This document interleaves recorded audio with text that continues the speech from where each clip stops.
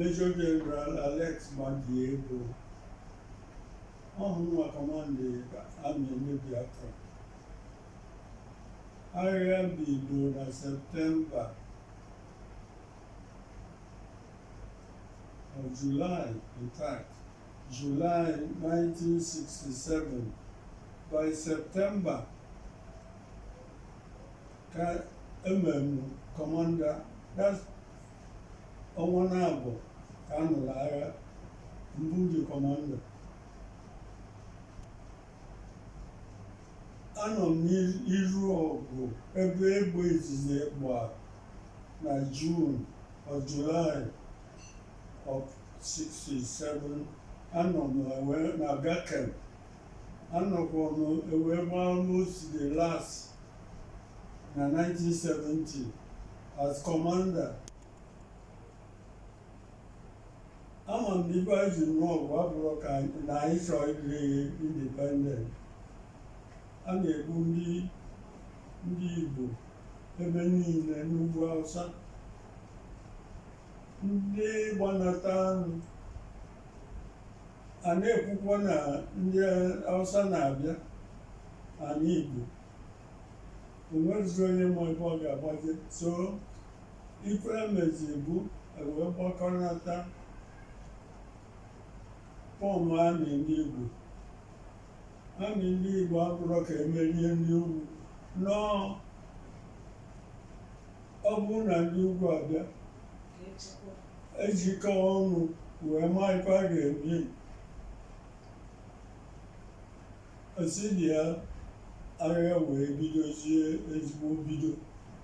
Mana ọ bụrụ ya kpatara na ndị ụmụaka na-ekwu na fachọzi ichi onwe fa, na fachọzi ichi onwe ha, na a na-emegbu ndị Igbo. Onwere onye anaghị emegbu. A na-emegbu ndị Yoruba, a na-emegbu ndị Ichekiri, ọ bụrụ sọ ndị Igbo ka a na-emegbu. Kama na ife menu bụ na ndị Igbo ka nọ ndị Igbo na-asị na ama emegbu fa, na-ekwusi ike, na-enye mkpọtụ. Otherwise ndị ọzọ a na-emegbu gbachitezi nkịtị. Ọ bụrụ na ndị niile a na-emegbu anọkọta wee sị na ama emegbusikwa, ibe anyị na-ekwu ebe. Mana ndị Igbo si n'ọsọkwa ga-emeri n'ọkwa ga-anụ ọgụ, anụ nke anụrụ anụ, emerie ndị Igbo chọkwa ịnụ ọzọ. Ọ bụghị ya ka anyị chọrọ n'ahụ. Ife anyị chọrọ bụ onye ọbụla na-ayọ Chukwu, na-ayọ ndị na-achị achị ka mara ife a ga-eme dozie constitution. Because ọ dị ụfọdụ onye amarọ ikpe na-eme Naịjirịa, mana ndị nwere obi ka afọ na-eche ejiri ka ife dị mma eriro nne. Onye ọ dabatara ọ na-ekwuso ego eji n'ụgwọ ọnwa, na ụgwọ ọnwa ya ezuru. Kee maka ndị anara anabụ, kee maka ndị anara eri nri. Onye Igbo ọbụla si na ife ọchọ bụ ịchị Naịjirịa na 2023 abụrụ onye Igbo. Abụrụ onye Igbo.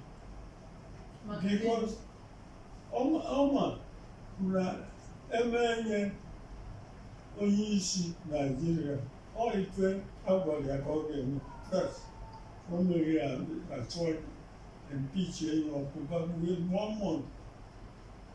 Ọma na o nwere ike inyere ndị Igbo aka na-abụ usoro constitution.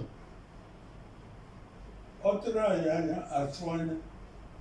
So kedu ibe iji chọọ na ị ga-achịrịrị Naịjirịa? Echịrịa Naịjirịa ndị Igbo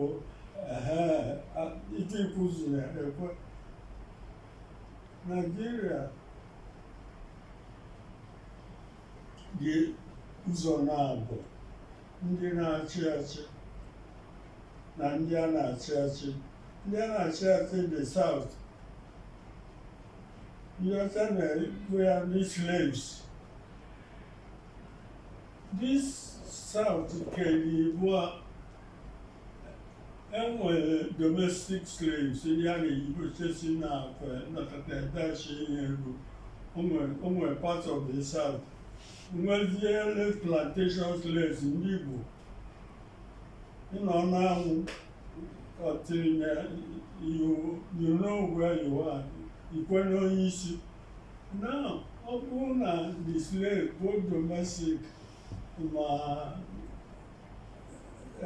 this plantation slaves gbakọ ọnụ si na fa chọrọzi ịbụ slave peacefully. I think that no, yabo the best way of dealing with it. Onye ọbụla ma na enwere ife a ga-ejete na Nigeria ma esoro usoro constitution. Kedu maka